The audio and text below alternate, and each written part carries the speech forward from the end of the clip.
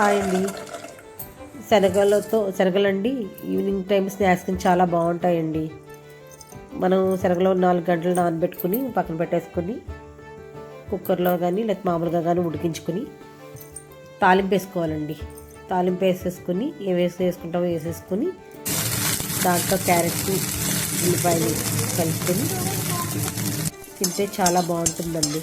అది కాకుండా స్కూల్ నుంచి వచ్చిన పిల్లలకి ఇవి స్నాక్స్ కింద పెడితే ఈవినింగ్ టైంలో చాలా పుష్టిగా ఉంటారండి. మాంసకృతులు చాలా ఉంటాయి. మాంసంలో ఉండే పోషకాలన్నీ దీంట్లో ఉంటాయి. పాలల్లో ఉండే కాల్షియం అంతా ఈ శనగల్లో ఉంటుందండి.